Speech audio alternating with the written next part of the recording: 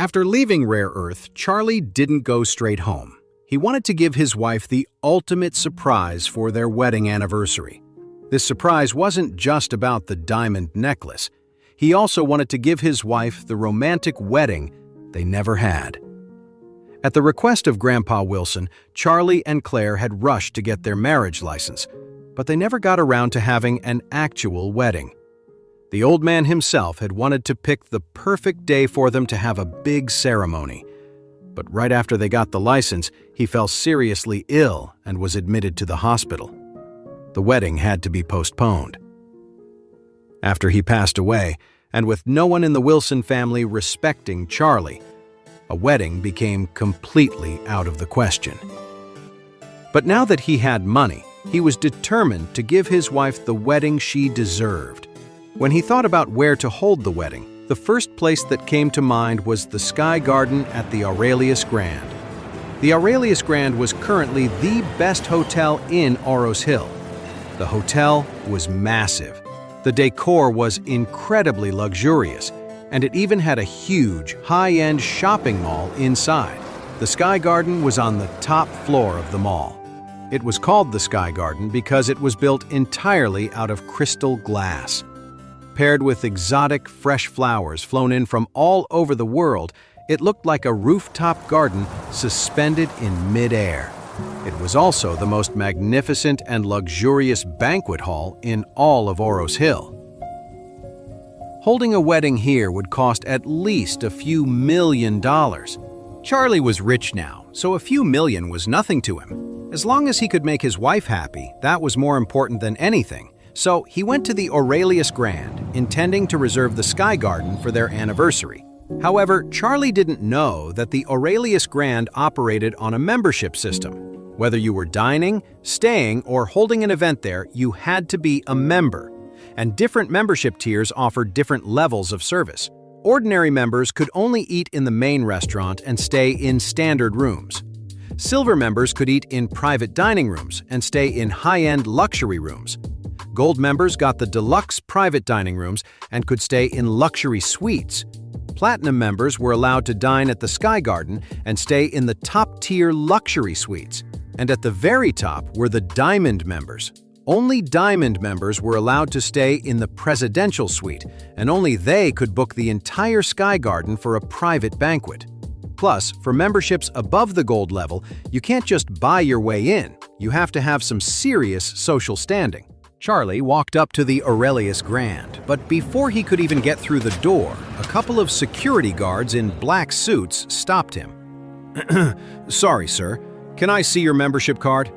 Charlie's entire outfit probably wasn't worth $200, which made him stick out like a sore thumb next to the other guests in their fancy, expensive clothes. Charlie said quickly, "I'm here to see your events manager. I need to talk about booking a reservation." The guard replied coldly, "Sorry, you can't enter without a membership card." Charlie asked, "Well, can I apply for a membership card right now?" The guard shook his head. "Sorry, membership is by referral only." Charlie frowned. This place was a real pain. Just when he was about to give up, he suddenly remembered something. Back when Mr. Wilson had arranged for him to attend Oros Hill University, there was a classmate of his named Sabrina Morgan. He was pretty sure she worked here. So he pulled out his phone and called Sabrina. He quickly explained that he needed help getting a membership, and Sabrina immediately said, "Wade, say no more, I'm on it. I'll be right there." Charlie quickly thanked her. It looked like that 1 year as classmates meant something after all. He'd have to make sure to repay the favor someday. "Oh, Wade!" A few minutes later, a woman's voice called out from the hotel entrance. He looked up and saw a woman in stylish office attire and heavy makeup walking toward him with a confident sway. Sabrina? The change was unbelievable. He almost didn't recognize her. Seeing the glamorous woman, the two security guards at the door straightened up and greeted her respectfully. "Manager Sabrina." Charlie said, "Sabrina, I haven't seen you in years. You're a manager at the Aurelius Grand now? That's incredible." Sabrina smiled and said, "You're too kind. I'm just a manager in the Human Resources Department, really. I'm basically just middle management here at the Aurelius Grand." Charlie exclaimed sincerely, "That's still a huge deal. I hear it's super tough to move up here. You're killing it." Sabrina beamed, clearly pleased with herself. Then she turned to the two security guards beside her and asked coldly, "Did you two really just block my old classmate at the door and refuse to let him in?" The two men looked at each other, and one of them quickly said, "I'm sorry, Manager Sabrina. We didn't know he was your classmate, and he doesn't have a membership card. We were just following the hotel's rules." Sabrina snorted. "Rules are just guidelines. You have to use your head. Don't you get that?" Charlie, thinking Sabrina was about to punish them, quickly stepped in. "Sabrina, don't give them a hard time. They were just doing their jobs." Looking at Charlie, Sabrina suddenly burst out laughing. Her face twisted into a sneer as she said, "Wade, you really think you're that important? You actually thought I was going to get my own people in trouble for you?" Charlie frowned. "Sabrina, what are you talking about? What am I talking about?" Sabrina's lips curled into a cruel smile. "Isn't it obvious? Someone like you, trying to get into the Aurelius Grand? Let me tell you, it's not happening. Not in this lifetime." Charlie clenched his fists and asked her, "What the hell is your problem?" "I'm messing with you." Sabrina laughed, a nasty edge to her voice. "Back in college, I couldn't stand you. You were just some broke loser, eating cheap cornbread from the cafeteria, and you had the nerve to be class president? Lecturing me about my grades? Give me a break. Look at yourself." Charlie's expression darkened.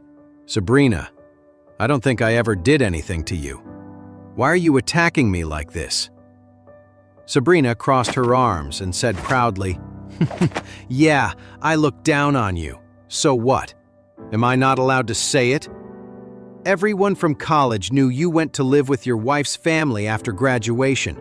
You were too broke to eat in school, and now you're living off their scraps. And you have the nerve to come here and ask me for help?" A surge of anger went through Charlie. He lived by a simple rule. You don't mess with him, he won't mess with you. Sabrina had gone way too far this time. Just then, his phone buzzed with a text from Stephen. "Mr. Wade, the Aurelius Grand is a property of the Wade Group. The Aurelius Grand here in Oris Hill is just one of our more than 100 hotels." Charlie's eyes widened. The Aurelius Grand belonged to the Wade family? He quickly texted back, "You're not messing with me, are you?" Stephen replied, "The person in charge of the Aurelius Grand in Oris Hill is named Isaac Craven. His phone number is 155. You call him, and he will take care of everything." "Is everything okay?" Seeing Charlie staring down at his phone, texting, made Sabrina annoyed. She felt like she was trying to get a rise out of him, and she wanted a reaction. But to her surprise, Charlie didn't say a word. It seemed that this class president, who was so stubborn back in college, was still just as stubborn, completely ignoring her insults. So she decided to up the ante, sneering, "Oh, Wade, you can really take it, can't you? By the way, I heard people say that you and Claire have been married for 3 years, but you don't even sleep in the same bed. Could it be that Claire is seeing someone else? Are you just her cover story? Is that it?" Charlie frowned. Insulting him was one thing, but insulting his wife? "Sabrina, you're asking for trouble." So he dialed Isaac Craven's number, looked at Sabrina, and said coolly, "I'd like to ask your boss about the hotel's hiring process. Do you really recruit people with such filthy mouths?" "How dare you talk to me like that? Do you have a death wish?" Sabrina completely lost it and shouted at the security guard beside her, "He's insulting me! Beat him up!" By this time, Charlie had the phone to his ear. Yeah? Who's this? A man's commanding voice came through the line. Charlie asked, coldly, "Are you Isaac Craven?" "My name is Charlie Wade. I'm at the front door of the Aurelius Grand right now. I'll give you 1 minute to get down here, or you can start packing your bags." The man on the phone, who had sounded so authoritative just a moment ago, suddenly stammered. "Young Master Wade, are you really at the door of the Aurelius Grand?" Charlie said coldly. "You have 50 seconds left." The other man sounded terrified and blurted out, "Wait a minute, I'll be right there." Sabrina let out a bitter, sarcastic laugh at Charlie's phone call. "Charlie, I didn't realize you were such a big talker. Do you have any idea who Mr. Craven is? Even the highest level members of the Aurelius Grand wouldn't dare speak to him like that. You think you can fool me by pretending to make a call?" Charlie said lightly. "Am I bluffing? You'll know in 30 seconds. Sabrina laughed loudly. "Okay, Charlie, I'll wait with you for 30 seconds. You know what? I'll wait with you for 3 minutes. If he doesn't show up in 3 minutes, I'll have security wipe that smirk right off your face. We'll see how much you brag then. You're a real comedian." 20 seconds. A middle-aged man in a high-end custom suit ran out of the hotel in a panic. He was a powerful man, loyal to the Wade family. Since he took over as the head of the Aurelius Grand in Oris Hill, he had become one of the most respected men in the city. When had he ever been so flustered? But he had every reason to panic. He never dreamed that the young master would show up at the very hotel he managed. Sabrina was about to mock Charlie again when she suddenly noticed the security guards beside her staring in horror at something behind her. When she turned her head, she saw Mr. Craven running out of the hotel. She froze, completely stunned. Her eyes, wide with horror, snapped to Charlie. "How is this possible? Who is Mr. Charlie?" Isaac's voice trembled. The people watching were shocked. Mr. Craven, a man so powerful he could shake up all of Oris Hill with a single command, sounded completely panicked. Charlie spoke up. "That would be me." Isaac rushed forward, bowed low, and started to say, "Master." Before he could finish, Charlie cut him off. "Mr. Craven, let's not talk about that out here." Hearing this, Isaac's whole body trembled. He was such an idiot. The young master's identity was supposed to be a secret, and he had almost shouted it for everyone to hear. If the young master held that against him, he'd be finished. He quickly corrected himself, his tone still deeply respectful. "Mr. Charlie, welcome to the Aurelius Grand. Please, let's go to my office to talk." Sabrina was terrified. She couldn't accept what was happening, but it was unfolding right in front of her. Who was Charlie? How could the boss of the Aurelius Grand treat him with such respect? She had just ridiculed him. He was definitely going to hold a grudge, wasn't he?